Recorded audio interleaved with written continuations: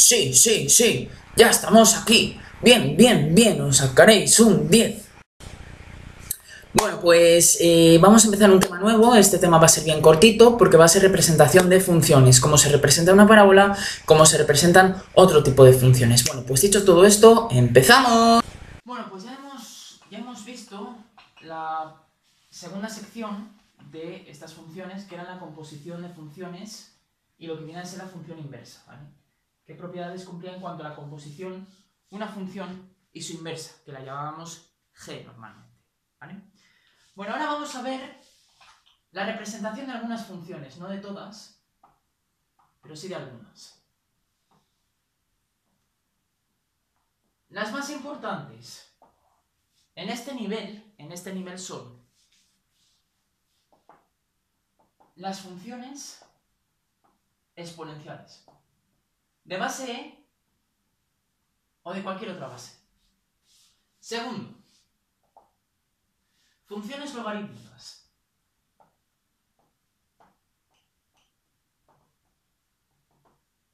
Que son las recíprocas, las inversas de las funciones exponenciales. Tercero, la función valor absoluto. Ojo,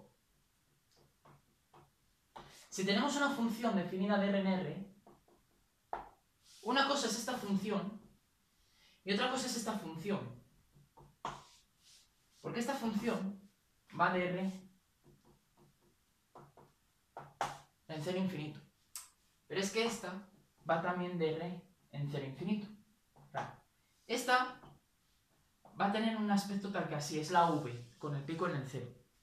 Pero es que en esta puede ser muy rara, pero es que también va a estar definida en 0 infinito. Así que lo que sea negativo pasará a positivo. Y ya os voy haciendo ya el spoiler de lo que vamos a hacer aquí, ¿vale? Por muy rara que sea la función f de x. Y también, como último tipo que vamos a ver aquí, son las funciones trigonométricas. ¿Vale? De la forma seno de x, coseno de x y tangente de x.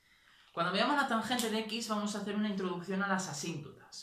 Porque lo que sabemos es que la tangente de pi medios y la tangente de 3 pi medios no están bien definidas. Porque el coseno de pi medios y el coseno de 3 pi medios es 0. Y la tangente de pi medios y la tangente de 3 pi medios se define como el seno partido por el coseno de ese mismo ángulo. Es decir, estamos definiendo cocientes donde el denominador es 0. Serían cocientes que no están bien definidos, ¿vale? Y entonces eso va a tener una repercusión a la hora de representar esas funciones. Vamos al primer tipo, que van a ser las funciones exponenciales. Vamos a ver, las funciones exponenciales, todas ellas van a tener un mismo comportamiento, ¿vale? Tenemos el plano real, toda función se representa en el plano real, tenemos y igual a f de x. Las funciones exponenciales van a ser funciones del tipo m a la x, ¿vale? Donde m va a ser un número real. M va a ser un número real. Pero aquí, en cuanto a la monotonía de la función, vamos a distinguir dos tipos de funciones: las exponenciales crecientes y las exponenciales decrecientes. Para las exponenciales crecientes, lo único que tenemos que imponer es que m sea mayor que 1. ¿Vale? Sea mayor que 1. Porque si m fuera igual a 1, tendríamos la constante 1 a la x, que es 1, y ya está, ¿vale? ¿Qué pasa aquí, en esto? Bueno, si m es 1, siempre va a ser de la misma manera. Si x es 0, pues cualquier potencia elevada a la 0 va a dar 1. Es el único valor que tenemos que conocer, ¿vale? Y si damos otros dos valores, ¿vale? Pues obtendremos esta curva. Esto para todo m mayor que 1. Si por ejemplo tenemos 2 a la x, pues en 1 valdrá 2 y en menos 1 valdrá 0,5. Entonces tendremos una curva tal que así, ¿vale? Pero nunca nos va a dar valores negativos, porque una potencia nunca va a dar valores negativos a no ser de que estemos hablando de bases negativas elevadas a exponentes impares, ¿vale? Bueno, tenemos otro tipo. ¿Qué pasa si m es entre 0 y 1. Pues si m está entre 0 y 1 estamos hablando por lo general de fracciones o de números decimales. Comprendidos entre 0 y 1, claro. ¿Qué pasaría si un número decimal que se encuentra entre 0 y 1 le elevamos al cuadrado? Le multiplicamos por sí mismo, por ejemplo. Pues si hacemos eso, lo que estamos obteniendo es un número cada vez más pequeño. 0,5 por 0,5 es 0,25. 0,25 es más pequeño que 0,5. Bueno, pues en este caso que voy a escribir en verde, la gráfica de la función va a ser así. ¡Bum! En vez de ser creciente, va a ser decreciente. ¿Vale? Y es una curva, no es una recta. Es una curva. Bueno, estas son las funciones exponenciales. ¿Vale? Las funciones exponenciales. Claro, para m menor que 0 habría que distinguir si x es par o si x es impar. Ya, pero es que x puede ser real ahora. Y entonces, elevar a la pi, ¿qué es pi? ¿Un número real o un número, un número par o impar? Pues eso ya no se sabe, ¿vale? O sea que estas, por lo general, no van a estar definidas. Van a estar definidas estas y estas, ¿vale? Estas en rojo, que es creciente, y estas decreciente. Ya está, ¿vale? Para m entre 0 y 1 y para m mayor que 1. Bueno, luego tenemos, hemos dicho que luego tenemos las funciones logarítmicas. Las funciones logarítmicas son recíprocas, son inversas de las exponenciales. Y otra manera muy gráfica de ver que tenemos bien la función inversa es lo siguiente que os voy a decir. Funciones logarítmicas.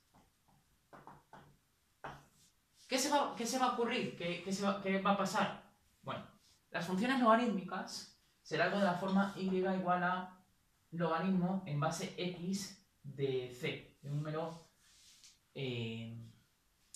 logaritmo en base m de x, mejor dicho. ¿Qué va a pasar? Puede pasar otra vez lo mismo. ¿Qué pasa si m es ahora mayor que 2? Porque, hombre, el logaritmo en base 1 de cualquier número, en base 1 elevado a lo que sea es 1. ¿Vale? Entonces no tiene mucho sentido hablar de logaritmo en base 1. Va a tener sentido cuando hablemos de logaritmo a partir de bases mayores que 2. Pero es que también se pueden hablar de logaritmos de bases entre 0 y 1. Y estamos diciendo ahora que efectivamente el logaritmo en base m de x es la función recíproca, es la función inversa de las exponenciales. Entonces lo que tenemos aquí es, si m es mayor que 2, lo que tenemos es esto. Pero es que para la exponencial de base mayor estricto que 1, lo que teníamos era eso. Bueno, puede ser así también, ¿eh? Eso. ¿Vale? Lo que teníamos era eso. Ya. Pero, ¿qué es esto?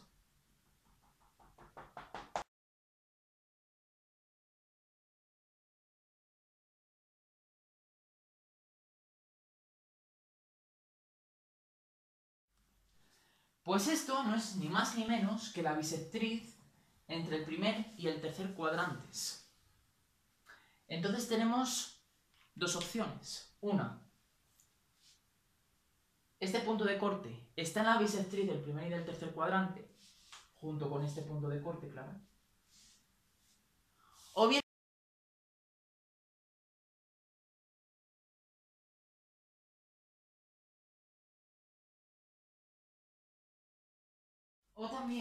o también, lo que podemos ver es que las gráficas de la función exponencial y de su inversa, que es la del logaritmo, son funciones simétricas respecto de la bisectriz del primer y del tercer cuadrantes, ¿vale? Es lo que más se va a ver, porque claro, para calcular el punto de corte entre estas dos funciones, va a pasar aquí una cosa, que es que tenemos que resolver una ecuación de este estilo. Y hombre, si sois superdotados, vale, entenderéis que estas ecuaciones se resuelven por aproximaciones numéricas. Y las aproximaciones numéricas se ven bien entrado primero de carrera, no en primero de bachillerato. Entonces esto, de esta manera, no se va a ver. Se va a ver única y exclusivamente viendo que las gráficas de ambas funciones son simétricas con respecto de la bisectriz del primer y del tercer cuadrantes, ¿vale? Es decir, los puntos de corte están alineados y esa línea, esa recta, forma la bisectriz del primer y del tercer cuadrantes, ¿vale? Pero es que luego tenemos otro tipo de logaritmo, que va a ser el logaritmo neperiano, o el logaritmo en base m, con una base entre 0 y 1. Bueno, pues vamos a ver lo mismo. Estamos diciendo que si la función exponencial cuando m se encontraba entre 0 y 1 era de esta manera, ¿no? Era de esta manera. Ahí, donde en 0 vale 1, pues entonces su inversa será algo así. En 0, ¿vale? Será como girar 180 grados al logaritmo cuando m es mayor o igual que 2 o mayor estricto que 1, ¿vale? Bueno, de hecho, podría ser también así, ¿eh? M mayor que 1. Porque también existe el logaritmo en base 1,5, ¿vale? Pero bueno. Bueno, ¿y entonces qué vuelve a pasar? Que este punto de corte, si me hubiera salido bien, estaría en la bisectriz ahí también, ¿vale? Estaría también en la bisectriz. Obviamente lo estoy haciendo muy a escala y muy a mano alzada. Claro, no me ha quedado como esta. Bueno, pues estas son las funciones logarítmicas. Hay que distinguir casos en los que m sea mayor que 1 y m está entre 0 y 1, y en las exponenciales igual, ¿vale? Bueno, pues ahora vamos a ver el siguiente tipo de funciones, que va a ser la función valor absoluto, ¿vale? Y para ver la función valor absoluto vamos a representar dos tipos de funciones, porque las demás se hacen también a pelo y se hacen siguiendo exactamente los mismos pasos. Estas son... O sea, ya hemos visto este tipo, hemos visto este tipo y ya vamos a ver la función valor absoluto. Valor absoluto. Vamos a ver la función f de x igual a x. Ya sabemos cómo es su representación. Es la bisectriz del primer y del tercer cuadrantes. ¿Vale? La bisectriz del primer y del tercer cuadrantes. De hecho, cuando componemos una función con su inversa, a ver si me sale bien ya. Ahí. Si componemos una función con su inversa, nos va a dar la función identidad, nos va a dar la función x. La función x es la bisectriz justo del primer y del tercer cuadrantes. De ahí que su representación gráfica, la representación gráfica de una función con su inversa, sea simétrica con respecto de la bisectriz, porque su composición nos va a dar la función identidad. ¿Vale? Bueno, pues la función f de x igual a x se representa de esta manera. Pero si yo deseo representar esta función, lo que estoy haciendo es representar el módulo de x. Pero es que el módulo de todo número es siempre mayor o igual que 0. Es una función, el módulo de cualquier número real es una función que va a ser mayor o igual que 0. Claro, esto es menor o igual que 0. Bueno, pues exigimos que su imagen sea mayor o igual que 0. Bueno, pues lo verde ha sido lo único que hemos cambiado. Dicho de otra manera pronto y mal, para representar el módulo de una función, todo lo que haya en la parte negativa se replica en la parte positiva. ¿Vale? Es decir, todo lo que haya negativo aquí abajo, para esa función, se replica exactamente de la misma manera o de una manera parecida en el semiplano superior. Por ejemplo, las funciones exponenciales. Las funciones exponenciales tienen la casualidad de que son funciones positivas. Entonces ahí no vamos a hacer nada. Pero por ejemplo, si estamos hablando de hipérbolas equiláteras, lo que vamos a tener ya va a ser algo un poco distinto. Porque la función 1 partido por x está definida en todo r menos el 0. Y entonces, si representamos esta función, nos vamos a dar cuenta de que esta función es algo tal que así. ¿Vale? Pero si yo ahora quiero representar el módulo de f de x, no estoy representando al módulo de x, estoy representando al módulo de 1 partido por x. Esto no es el módulo de x, esto es el módulo de f de x. Y el módulo de f de x es 1 partido por x. Cuidado aquí, ¿eh? Entonces, el módulo de una función es una función positiva, es decir, solamente va a tomar, su imagen va a ser desde el 0 hasta el infinito. Es decir, no va a haber representación negativa, solamente va a ser positiva. Esto ya nos da pie a algo. ¿Existe la inversa de una función, valor absoluto? Globalmente no. Lo que sí que pasa es que en el semiplano superior sí. ¿Vale? Y si nos restringimos en este caso al primer cuadrante también, será este. O sea, será... Su inversa será esta. ¿Vale? Y ya está. Bueno, esto es lo que queríamos ver en cuanto a la función valor absoluto. ¿Vale? Por ejemplo, una función de trazo el que nos dé la real gana.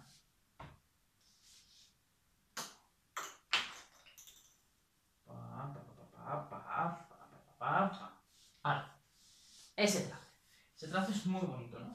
Esta puede ser cualquier función, llamémosla h. O mejor, Pepito Grillo. Pepito Grillo de x. La función Pepito Grillo de x. Pues la función Pepito Grillo de x hace esto, ¿vale? Si la función Pepito Grillo hace esto, la función Pepito Grillo va a tomar valores negativos.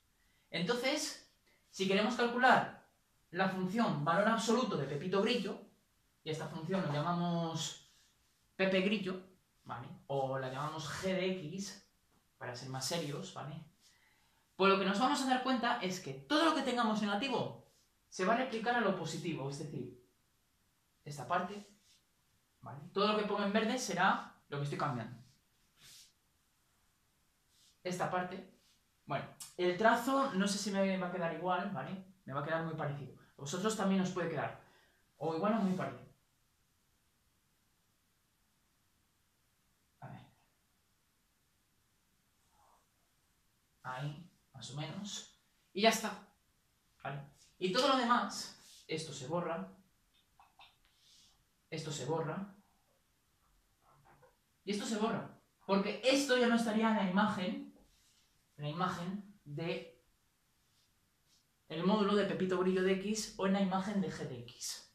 ¿Vale? Porque g de x es el valor absoluto de la función que hemos denotado, así con nuestro salero, Pepito Grillo, ¿vale? Todo esto quedará consolidado en cuanto veamos, por ejemplo, estos dos ejemplos que voy a poner ahora. Voy a poner, por ejemplo, una parábola. Que nosotros sabemos representar una parábola. X cuadrado menos 3x más 4. Ya sabemos qué es lo que tenemos que hacer para representar parábolas. Lo primero, y antes de nada, ver cómo es la orientación de la parábola. Si es con las ramas hacia arriba o si es con las ramas hacia abajo. Si es con las ramas hacia arriba, el coeficiente director, es decir, el coeficiente del monomio de mayor grado, que es en este caso x cuadrado, tiene que ser positivo. Luego, en este caso, las ramas apuntarán hacia arriba, hacia las i's positivas. Por otra parte, lo mejor de todo será calcular los puntos de corte con el eje OX. ¿Cómo? Pues haciendo f de x igual a y, y la recta, el eje OX, es la recta de ecuación y igual a 0. Entonces hay que resolver x cuadrado menos 3x más 4 igual a 0. Pero es que esto es una ecuación ya de segundo grado. Y esto es 9 más menos la raíz cuadrada de 9 menos 8 partido por 2. Esto es 9 más menos 1 partido por 2. 9 más 1. Pues 9 más 1 son 8. 8 partido por 2 son 4. Entonces tenemos aquí que son 4. Pero además también vamos a tener como segunda solución 9 menos 1. Perdón, 9 más 1, 10. 10 entre 2, 5. 9 menos 1, 8 entre 2, 4. Y 9 más 1, 10 entre 2, 5. Ya está, ¿vale? Bueno, pues entonces la parábola va a estar con las ramas aquí. Y los puntos de corte van a ser el 4 y el 5. Así que esto va a venir así, ¿no? Vale. Ahora, ¿qué es lo que hay que hacer? Bueno, pues lo que hay que hacer es ver si en algún momento cortará el eje OI, que en este caso sí lo va a cortar. El eje OI es ahora el de ecuación x igual a 0.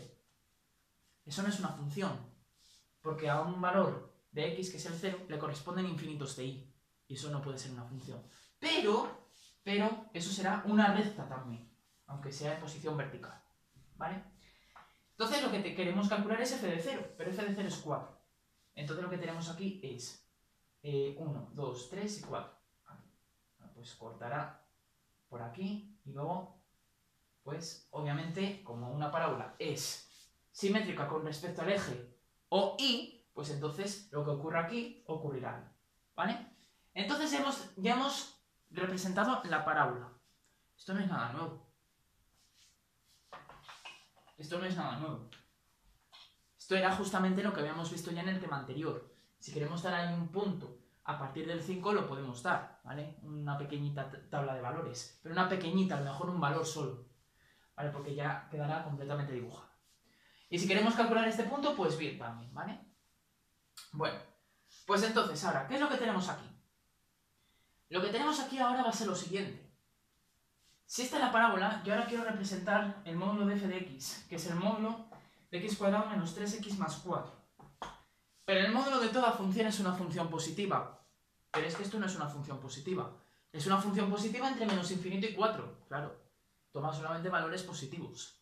Y unión, acordaros de los conjuntos, unión 5 más infinito. También ahí toma valores positivos. Pero ¿qué pasa en el 4, 5? En el 4, 5 les toma negativos los valores. Entonces, ¿qué va a pasar? Que todo lo negativo se convierte en positivo. Y entonces, una parábola pasa a ser una W. Una W en cuanto lo dibujemos gráficamente. Moraleja, todo lo que sea negativo pasa a positivo. Ya está. Y esto estaría fuera de la imagen de la función que estamos llamando módulo de f de x, que es g de x. Y vamos a ver otro ejemplo, que con este ejemplo ya enlazamos con el siguiente tipo de funciones que vamos a ver en cuanto a la hora de ser representadas, que van a ser las funciones trigonométricas. ¿Vale? Funciones trigonométricas. Y ya sabemos que tenemos tres funciones trigonométricas. Luego están sus recíprocas, que ya veremos cómo se representan en segundo de bachillerato, ¿vale? Bueno, las funciones trigonométricas, aquí voy a hacer 4,1, 4,2 y 4,3. Bueno, el 4,1 es f de x, que será el seno de x. 4,2 es g de x, que va a ser el coseno de x. Y 4,3 h de x será la tangente de x. Pero luego pondré 4,1,1, 4,1,2, 4,1,3, que será los módulos.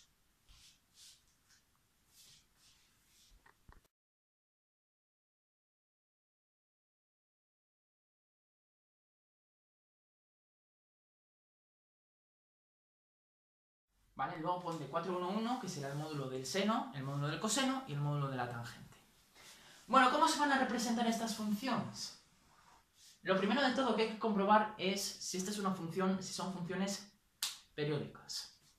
La respuesta es que sí, porque cuando teníamos la circunferencia goniométrica, decíamos que en este ángulo el seno de 90, el seno de pi medios, es 1. Pero si damos un giro, el seno del giro 450, también, o sea, del ángulo 450, es el mismo que el seno de 90. Es decir, pero es que también el seno de 3 pi medios también es 0. Entonces es una función pi periódica, la función seno. ¿Qué quiere decir que sea una función, perdón, es una función pi periódica, sí? ¿Qué quiere decir que sea una función pi periódica? Pues cada saltos de pi unidades, ¿vale? Cada saltos de pi unidades, la función se repite, ¿vale? El seno de 0 ya sabemos que vale 0. El seno de pi vale 0.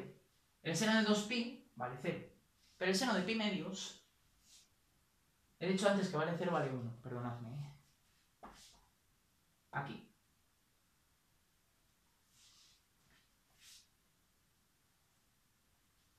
El seno de pi vale 0, así que está obligado a bajar aquí.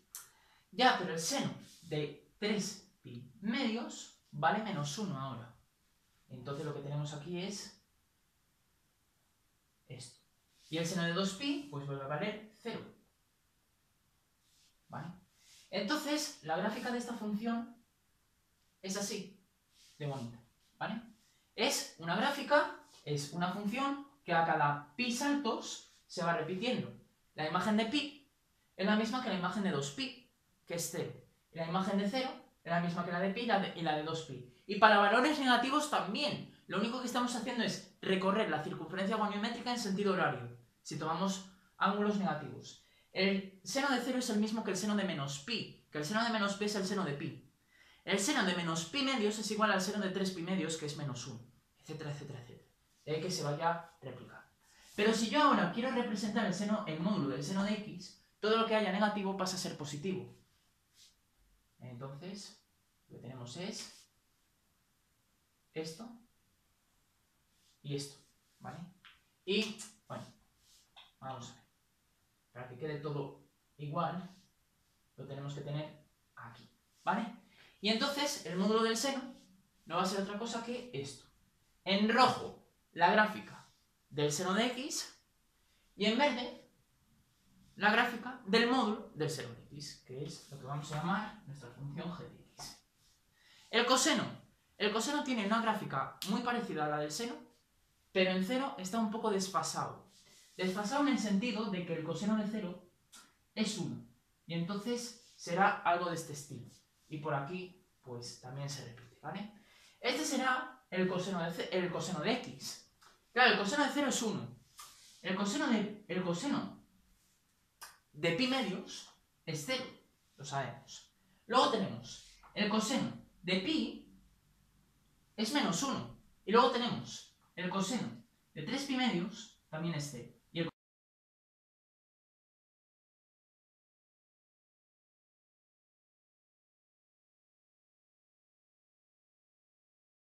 Y el coseno de 2pi, pues vuelve a ser 1. Y entonces esta es la gráfica del coseno de x. Pero si yo ahora quiero representar el módulo del coseno de x,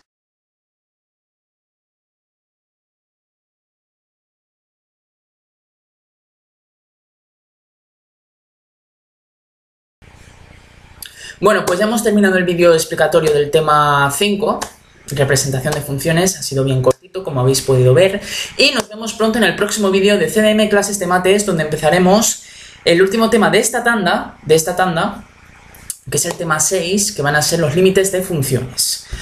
¡Hasta luego!